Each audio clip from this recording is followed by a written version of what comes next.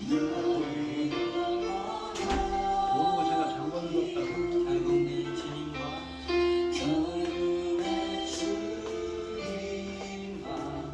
함께 사는 것 나의 영원한 소원 주의 아름다움 안에 사는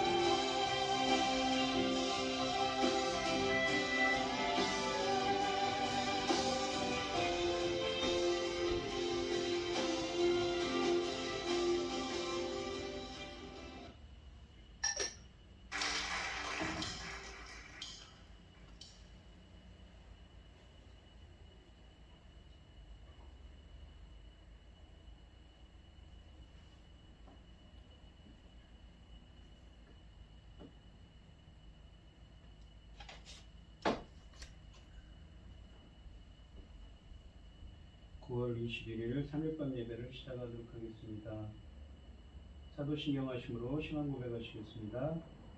전능하사 천지를 만드신 하나님의 아버지를 내가 믿사오며 그 외아들 우리 주 예수 그리스도를 믿사오니 이는 성령으로 잉태하사 동정녀 마리아에게 나시고 본디오 빌라도에게 고난을 받으사 십자가에 못 박혀 죽으시고 장사한 지 사흘 만에 죽은 자 가운데서 다시 살아나시며 하늘에 오르사 전능하신 하나님 우편에 앉아 계시다가 저리로서 산자와 죽은 자를 심판하러 오시리라. 성령을 믿사오며 거룩한 공예와 성도가 서로 교통하는 것과 죄를 사하여 주시는 것과 몸이 다시 사는 것과 영원히 사는 것을 믿사옵나이다. 아멘. 찬송가 321장입니다.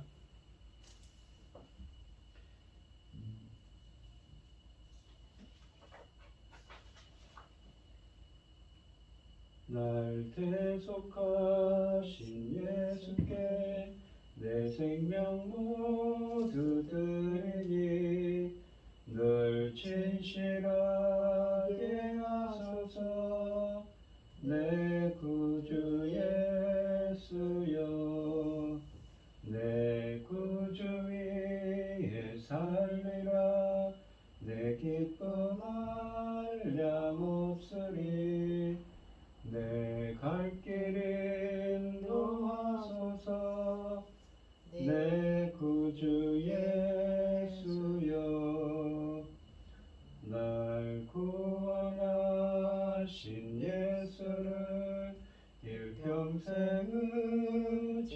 의지하오니 날 용접하여 주소서. 내 구주 예수여 나 구주 위에 살리라. 내 기쁨 한량없으리. 내 갈 길 인도하소서.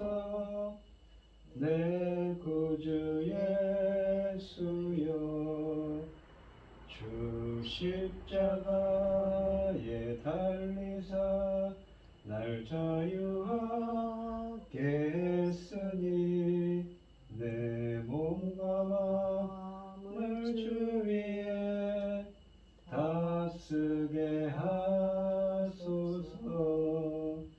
나 구주 위에 살리라. 내 기쁨 한량없으리. 내 갈 길 인도하소서. 내 구주 예수여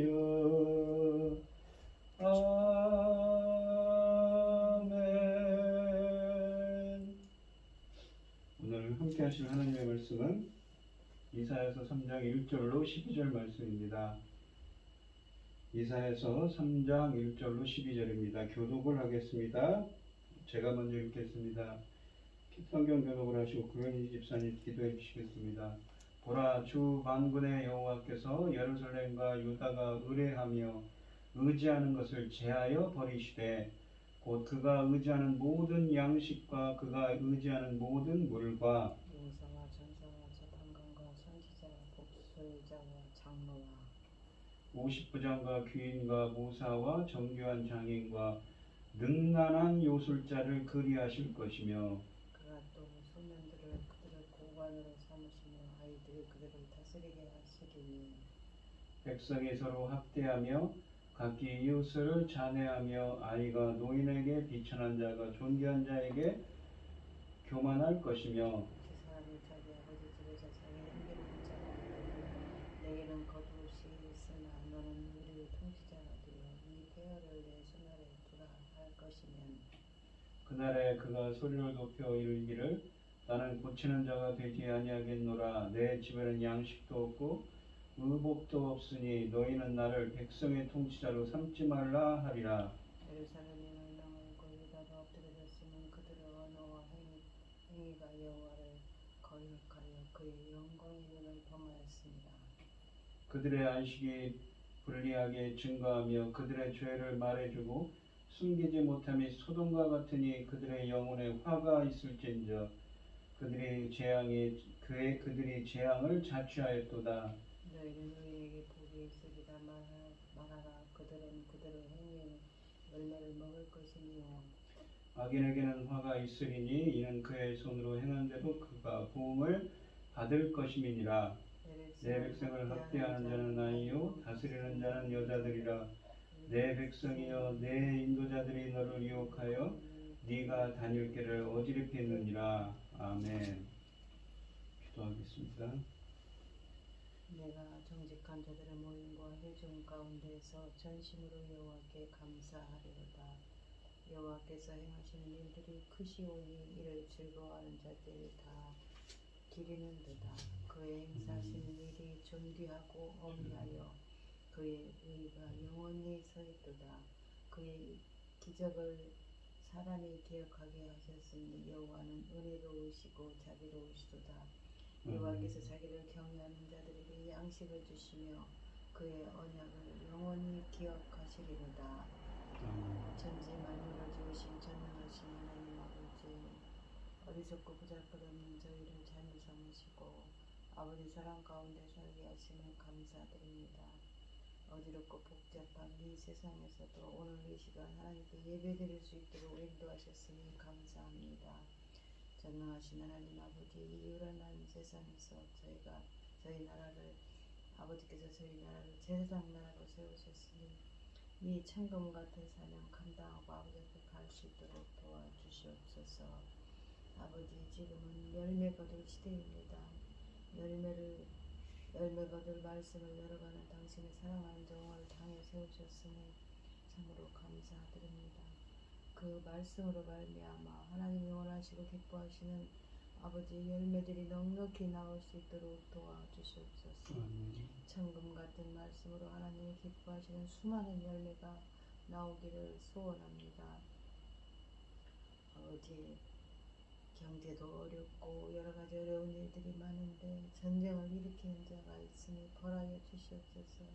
저희는 힘이 없어서 아버지 할 수 있는 일이 없사오니 아버지 하나님 용서해 주시옵시고 아버지 하나님, 이 혼란한 시대가 곧 끝나도록 전능하신 하나님께서 도와주시옵소서. 전능하신 손으로 직접 도와주셔야겠습니다. 아버지, 이 모든 말씀 그리고 억만 죄악 가운데서 구원하여 주신 예수 그리스도 이름으로 기도드리옵나이다. 아멘. 오늘 함께 하실 하나님의 말씀은 유다의 지팡이와 막대기입니다.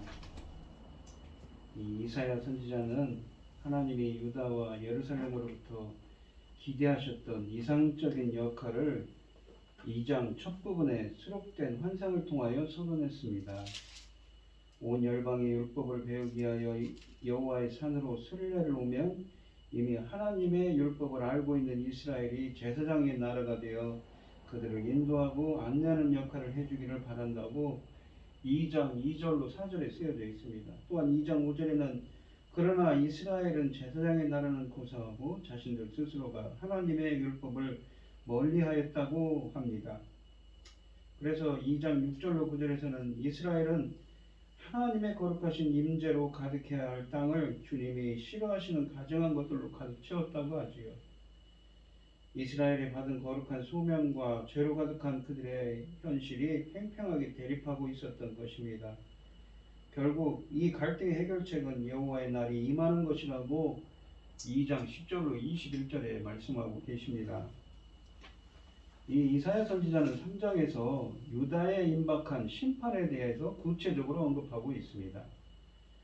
바로 앞구절인 2장 20절을 보면 사람을 의지하지 마라 라고 인생을 의지하지 말라고 하시는데 이제 하나님은 그들이 의지하는 인생이 얼마나 허무하며 그러니까 이스라엘 사람들이 의지하는 그 지도자들이 얼마나 허무하며 의지할 만한 것이 못 되는지를 보여주십니다. 하나님의 심판은 주의 백성이 의지하는 각계각층의 지도자들을 제거하심으로 시작된다고 합니다.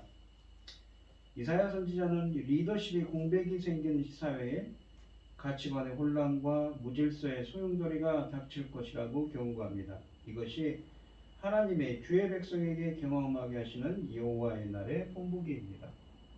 여호와의 날, 그러니까 하나님의 심판의 날, 주님이 임하시는 날이죠.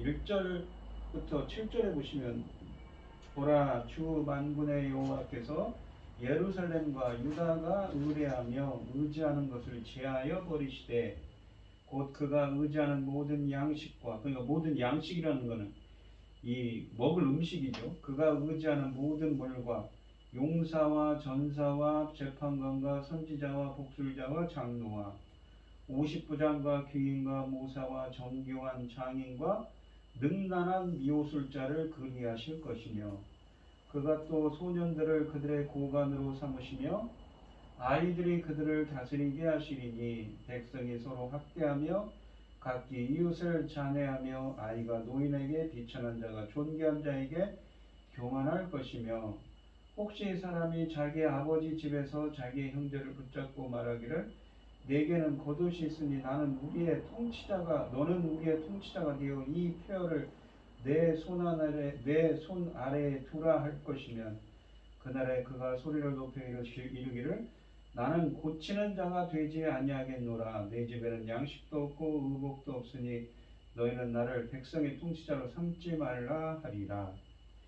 이 1절부터 7절의 말씀은 지도력을 상실한 유다 사회에 대해서 말씀하고 계십니다. 이사야 선지자는 2장 22절에서 인생을 의지하지 말라고 권면했습니다. 3장 1절 본문은 원문으로 왜냐하면이라는 접속사로 시작하는데 우리말 성경에는 없습니다. 그러니까 이것은 이 3장이 2장의 끝에 나온 인생을 의지하지 말라는 그러한 것을 추가적으로 설명하고 정정하는 것입니다. 왜 인생을 의지해야 되는지 설명한다는 것이죠. 3장 말씀은 지도층이 어떻게 사회의 붕괴를 초래하여 있는지를 보여주며 2장 22절에 있는 그 인생들을 의지하지 말라는 이 말씀을 정정합니다. 이제 1절 말씀을 보시면 이스라엘에 임하는 하나님의 심판은 인생이 의지하는 것을 제거함으로써 시작됩니다. 유다가 의지하는 모든 것을 제거해 버리십니다. 의뢰하며 의지하는 것은 히브리어 원문으로 지팡이와 막대기의 의미도 있습니다. 이 히브리어가 말이죠. 이게 지팡이라는 건 유다의 지팡이와 막대기라는 건 뭘 의미하냐면 유다의 왕권을 의미하는 것입니다. 왕의 지팡이죠. 하나님이 그들의 지팡이와 막대기가 되어 지켜주셨음에도 그들은 하나님을 보고 버리고 다른 것을 의지했습니다. 그래서 하나님의 심판을 통해 그것이 모두 썩은 막대기에 불과하다는 것을 알리실 것입니다. 우리가 가진 것으로 인해 하나님을 버린다면 우리 손에 있는 것뿐만 아니라 하나님마저 잃게 될 것입니다. 지도자들은 사회에서 백성들이 의지하고 설 수 있는 지팡이 같은 존재라는 것을 암시하는 말이지요. 하나님이 먼저 백성들의 삶에서 모든 양식과 모든 물을 없애신다고 1절에 말씀하십니다. 사람이 살기 위해서 꼭 필요한 것들을 제거하실 것이라는 의미입니다. 출애굽 때 이스라엘에게 순종하면 풍요를 주시겠다고 약속하셨던 하나님이 어느덧 그들의 생계를 위협하시는 분이 되셨습니다. 주의 백성이 하나님께 순종하는 삶을 살지 못했다는 증거이지요. 하나님이 구체적으로 어떤 방법으로 이스라엘의 생계를 위협하실 것인가요? 선지자는 2절에서부터 그 질문에 답하는데 한마디로 말해서 이스라엘의 리더십의 부재를 통해 이스라엘을 위협하실 것이라고 하십니다. 선지자는 이 용사, 전사, 재판관, 선지자를 통해 주님은 용사, 전사, 재판관, 선지자, 복술자, 장로, 50부장, 귀인, 모사, 정교한 장인, 능란한 요술자 등 그 당시 유다가 의존하고 있던 모든 것을 제거하실 것이라고 2절부터 3절에 말씀하십니다. 하나님은 그의 백성에게 기회를 주셔서 각 개인의 삶과 공동체의 삶을 원래 하나님이 주신 소명에 따라 개혁하기를 원하십니다. 그러나 만일 백성이 스스로 정리하지 않거나 못할 경우에는 주님이 직접 개입하여 심판하실 것을 경고하는 것입니다. 심판이라 해서 무조건 나쁘거나 부정적으로 생각해서는 안 됩니다. 하나님의 심판을 지는 주의 백성을 향한 사랑과 은혜에서 비롯된다는 것을 우리는 의식해야 합니다. 1절부터 3절 말씀이 묘사하고 있는 하나님의 심판 과정을 보면 먼저 노련한 리더십이 사라지면서 리더십의 공백이 생깁니다. 그리고 4절에 보시면 노련한 리더십의 부재로 생긴 공백을 무능하고 경험이 부족한 어린아이들 같은 지도자들이 채운다고 말씀하십니다. 아이들을 교관으로 삼으신다는 말은 사회 전체를 극도의 혼란의 상태에 버려두시겠다는 것을 상징적으로 묘사하는 것입니다. 예측했던 대로 이들은 올바른 리더십을 발휘하지 못합니다. 결국 사회적인 불신만 야기되고 급기야 무정부 상태의 혼란이 사회를 몰락시킵니다. 훌륭한 리더들은 그 어떠한 위기에 처한 공동체도 구할 수 있지만 무능한 리더들은 한순간에 공동체를 몰락시킬 수 있는 것입니다. 이사야는 구체적으로 사회 각층을 지도하는 네 종류의 지도력 상실에 대해서 언급합니다. 첫째, 군사적인 리더십이 사라집니다. 2절과 3절 말씀을 보시면 용사, 전사, 50부장이라는 말이 있습니다. 이들은 모두 이스라엘의 군사제도에서 사용되는 용어입니다. 용맹스러운 전사와 지휘관들이 제거된다는 것은 하나님이 유다의 군사력을 완전히 무능하게 만드실 것을 경고하는 것입니다. 군사적인 리더십이 흔들리면 당장 외부의 침략에 적절하게 대응할 수 없는 위험에 빠집니다. 하나님이 군사적인 리더들을 제거하시니 이스라엘은 자신을 방어할 수 없게 된 것이지요. 둘째는 정치적인 리더십의 공백이 생깁니다. 2절과 3절에 보시면 재판관, 장로, 귀인, 모사는 공동체를 이끌어가는 사회적인 리더들입니다. 재판관은 법정에서, 장로는 사회적인 여론과 이 정치에서, 귀인은 이스라엘 정치를 주관하던 그 높은 사람들이고, 또한 모세라는 사람들은 귀족들과 함께 정치를 주도하는 전략가들입니다. 이들의 근본적인 임무는 군사적인 것이 아닙니다. 그런데 하나님이 이스라엘에서 정치 지도자들을 제거하신다고 하십니다. 그렇다면 결과는 뻔하지요. 하나님의 심판이 시작되면 무정부 상태와 같은 혼란이 이들을 엄습할 것을 경고하는 것입니다. 세 번째는 종교적인 리더십이 없어집니다. 2절과 3절에 보시면 선지자, 복술자, 능란한 요술자 등이 제 역할을 하지 못하는 시대가 온다고 합니다. 이들 중에 선지자를 제외하면 성경에 금하는 자들이지요. 그런 자들이 이스라엘 사회에서 버젓이 활동하고 있다는 것은 이스라엘이 하나님의 율법을 거역하고 있을 뿐만 아니라 그들의 사회가 종교적인 혼합주의를 지향하고 있음을 암시합니다. 그러나 선지자는 이곳에서 어떠한 가치 판단을 하지 않으면서 단순히 그들이 의지하고 있는 종교적 리더십 전체가 하나님의 심판을 받아 사라질 때가 임할 것을 경고하고 있습니다. 이날이 임하면 하나님만 침묵하시는 것이 아니라 우상들도 침묵한다는 것이지요. 평소에는 복술자들과 요술자들이 거짓으로 사람들을 현혹했는데 이때가 되면 이들의 거짓마저도 사라질 것이기 때문입니다. 넷째는 경제적인 리더십도 사라집니다. 하나님이 심판을 시작하시면 온 사회가 혼란에 빠져들 것이라고 하시는데 실제로 사람들이 가장 염려하는 것은 경제적인 혼란이지요. 자신들의 의식주에 가장 크고 직접적인 영향을 미치기 때문입니다. 또한 선지자는 이미 1절에서 하나님이 유다에게 양식과 물을 모두 없애실 것이라고 했습니다. 이런 상황에서 3절의 정교한 장인들의 부재는 어떻게 유다에서 양식과 물이 사라질 것인가에 대한 설명이라고 할 수 있습니다. 또한 현실적으로 경제적인 파탄이 동반하지 않는 심판과 혼란은 상상하기도 어렵지요. 그러므로 정교한 장인들이 제거되어 사회가 돌이킬 수 없는 공경에 빠질 것을 뜻하는 것으로 해석하는 것이 바람직합니다. 선지자가 경고하고 있는 총체적인 지도력 상실은 아수르, 역사적으로 보면 주전 701년경에 아수르가 예루살렘을 침략한 사건, 혹은 주전 586년에 바벨론이 예루살렘 성을 함락시켰을 때 상당 부분 성취되었습니다. 능숙하고 유능한 지도자들이 제거되어 공백이 생기자 4절에 보시면 생각이 짧고 경험이 없는 자들이 그 자리를 채워 이스라엘을 다스립니다. 아이들이 다스리는 세상은 어떠할까요? 이런 곳에 산다는 생각만 해도 두렵습니다. 옛적에 솔로몬이 죽고 난 후에 르호보암이 지혜롭고 경험 많은 노인들의 충고를 듣지 않고 어리석고 경험이 부족한 젊은 사람들의 조언을 따르다가 나라가 둘로 나누어진 때를 연상케 합니다. 유능한 리더들을 대신해서 철이 없고 경험이 없는 철부지들이 나라를 다스리니 사회가 분열하고 몰락한다고 5절에 말씀하십니다. 선지자들은 이들이 인도하는 사회를 다음과 같이 묘사하고 있습니다. 5절 말씀을 보시면 첫째, 사람들이 서로 학대하며 억압하는 사회가 됩니다.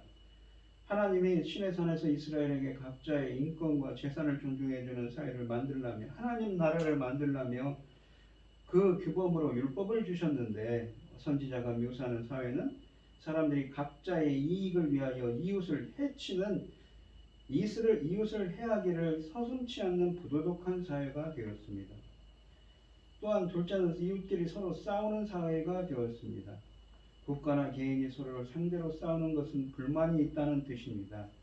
하나님이 심판을 시작하시니 이 사회는 서로에 대한 불만으로 가득한 사람들의 집단이 되었습니다. 세 번째로는 세대 간의 갈등이 극심한 사회가 되었습니다. 어린아이들이 노인에게 대들고 교만을 떠는 시대가 되었습니다. 오늘날도 마찬가지지만 이 고대 근동사회도 젊은 사람들이 어른들을 존중하는 것이 미덕이었는데 이 같은 미덕은 더 이상 찾아볼 수가 없습니다. 물론 기성세대는 젊은 세대를 무시하고 짓밟았을 것입니다. 선지자가 묘사하는 사회는 이처럼 세대 간의 갈등이 고조되어 있습니다. 네 번째는 5절에 보시면 가치관과 질서가 무너진 사회입니다.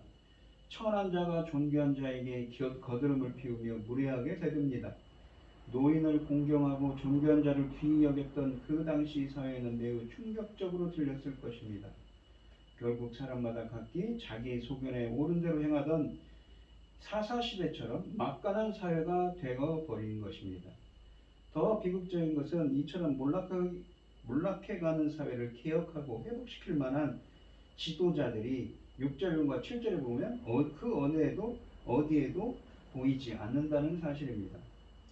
7절 말씀을 보시면 고치는 자라는 표현이 있는데 고치는 자라는 것은 이 머리에 터번씩 모자를 세워 감싼다는 뜻입니다.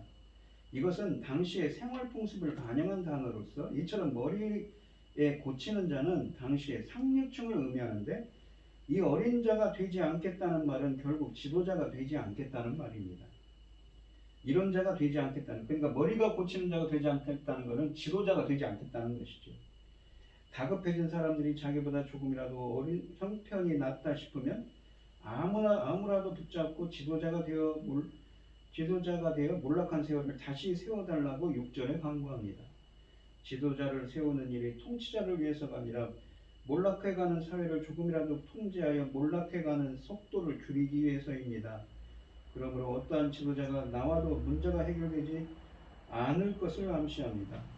부탁을 받은 사람들은 자신들에게는 이렇다 할 요인이 없을 뿐만 아니라 묘안이 없을 뿐만 아니라 먹고 사는 것도 힘들며 대중 앞에 입고 나갈 변변한 옷 하나 없다면서 아무도 절박한 백성의 부름에 응하지 않는다고 7절에 말합니다.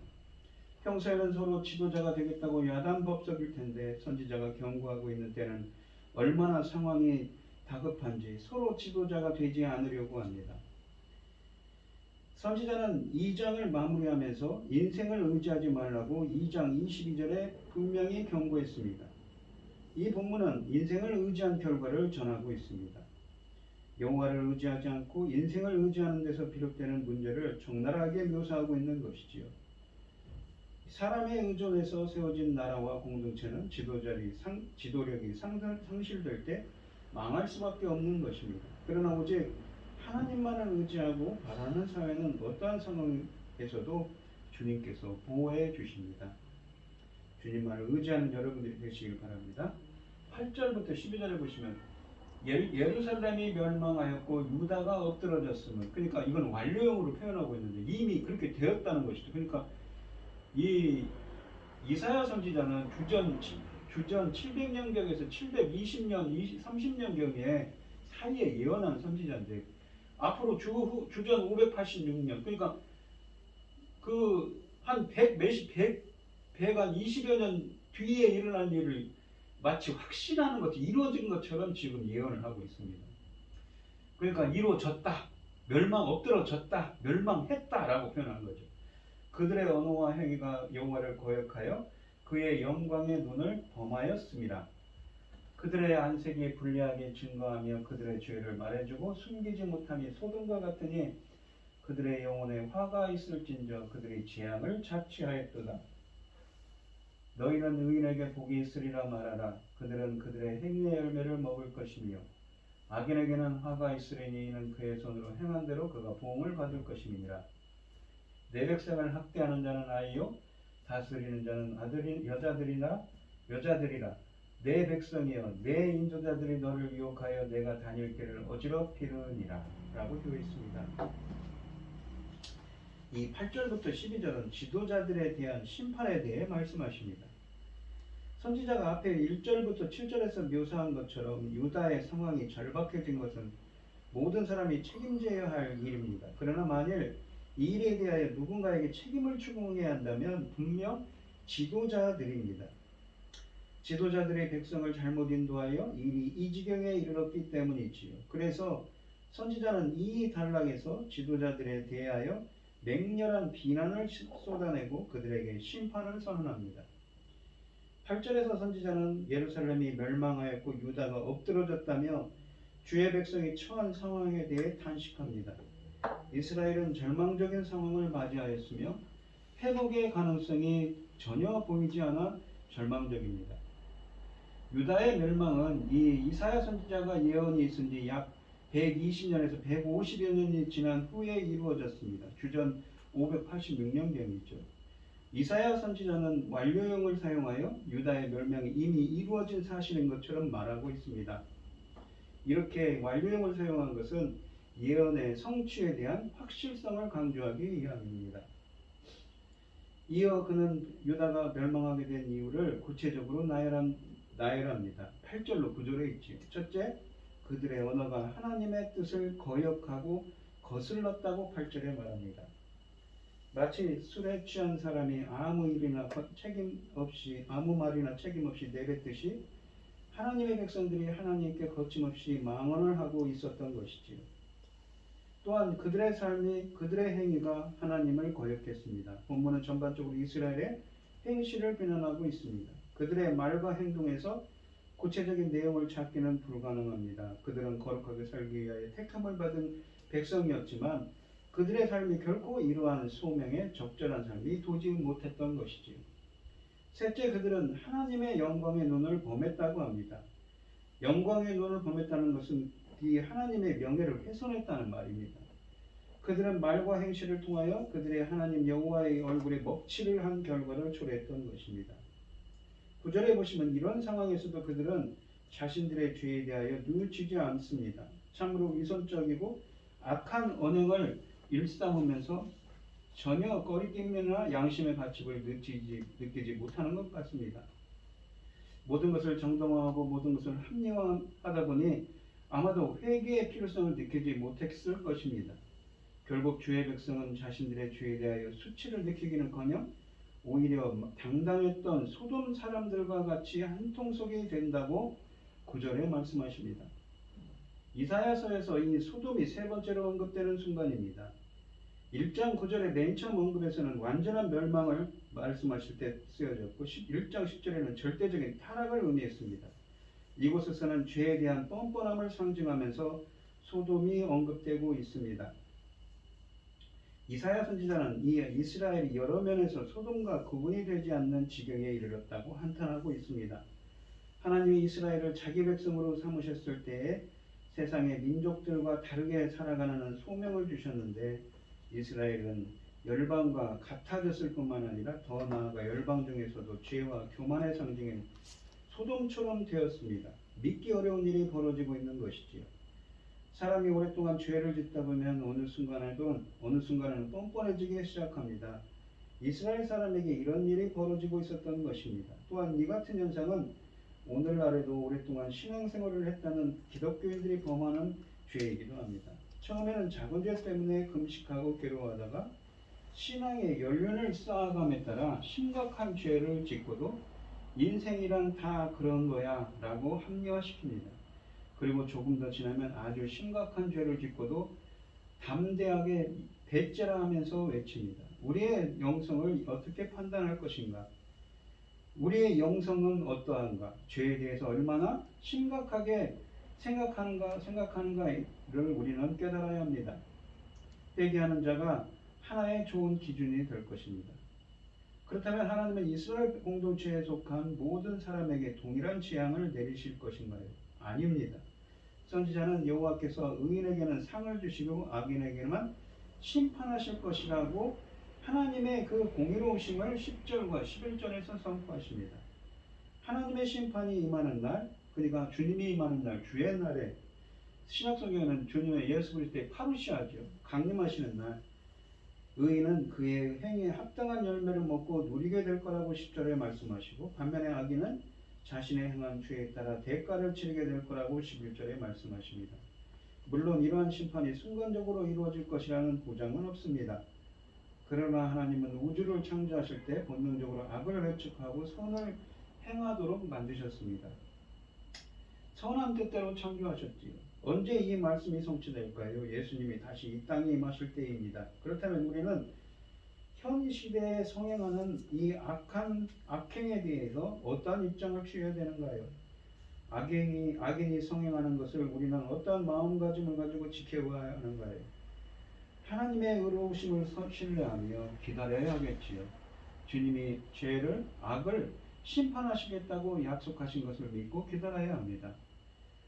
특히 우리 사역자들은 가능한 악을 자기 힘으로 응징하려 들지 말고 하나님의 적절한 때에 심판하신 것을 믿고 기다려야 합니다. 또한 이 이사야 시대에 유다를 통치하는 지도자들은 어른을 학대하는 어린아이로 12절에 표현하고 있습니다.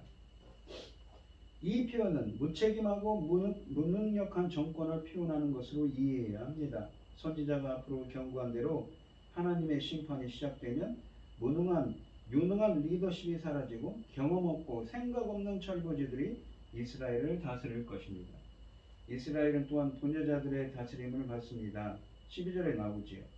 남편의 권력을 이용하여 남을 착취하는 여인의 모습일 수도 있고, 이 아모스서 4장 1절에 바산의 암소들이라는 표현들처럼 말입니다. 실제로 하나님 여자들이 사회를 다스리는 것을 의미할 수도 있습니다. 확실한 것은 남자들의 리더십이 효과적이지 못하다는 사실입니다. 고대 근동 사회에서 여자들이 사회를 주도하는 것은 상상조차 하기 어려웠다고 합니다. 그러므로 여자들이 지배한다는 것은 대형 사고이자 수치스러운 일이었다고 합니다. 아마도 16절 이후부터 언급되는 시온의 딸들이 이들을 두고 하는 말일 것입니다. 장로들, 그러니까 원로들을 중심으로 움직였던 그 당시 사회에서 철부지의 어린아이들과 여자들이 이스라엘을 다스린다는 12절의 표현은 충격적으로 들릴 수밖에 없습니다. 지도자들이 재구실을 못하니까 엉뚱한 사람들이 날뛰고 있습니다. 이사야서는 장로들과 왕들의 막강한 권력을 중심으로 한 리더십을 매우 강도 높게 비난하고 있습니다.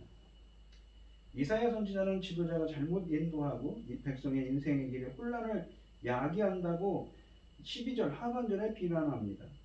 앞에서 하나님의 심판이 주의 백성에게 형편없는 리더십을 안겨줄 것이라고 했는데, 여기서는 리더 자신들이 문제를 일으킵니다. 예수님이 말씀하신 소경이 소경을 인도하는 일의 실제적인 예이지요. 의인의 오늘 본문 말씀을 보시면 의인의 삶에는 복을 주시고 악인의 삶에는 화를 맺게 하실 것입니다. 지금 우리가 속한 모든 곳에서 의를 구하고 선을 행하는 삶을 우리가 살아가야겠습니다. 그래야 하여 복된 열매를 누리는 성도가 됩시다. 또한 유다는 양식과 물, 정교한 장인, 용사와 전사와 50부장과 귀인과 모사, 재판관과 장로, 또한 선지자와 술사와 요술자를 의지했습니다. 이것만 있으면 위기에 따라도 안전하리라고 여겼지만 하나님이 안 계시면 사회를 구성하는 모든 요소는 무익할 뿐입니다. 의유다가 의지하는 것이 모두 제거되면 유다 사회에 커다란 혼란이 옵니다. 혼란을 틈타 자격 없고 무능한 자들의 통치자의 자리에 앉고 그로 인해 사회 질서는 급속히 무너져 내립니다. 성읍이 황폐한 후에는 그나마 통치하려는 자조차 없습니다. 겉옷 하나만 있어도 남보다 나은 처지로 인식되는 혼돈의 때가 되면 누구도 공동체를 위해 자기 삶을 희생하려 들지 않을 것입니다. 이 모든 것이 하나님을 버린 혹독한 대가였던 것이지. 그럼에도 하나님은 혼란의 세상을 바로잡을 겸손한 왕을 보내십니다. 우리의 기묘자요 또한 모사이시며 영존하시는 왕이신 그리스도 예수를 온전히 의지하는 것만이 우리가 형통할 수 있는 유일한 길입니다.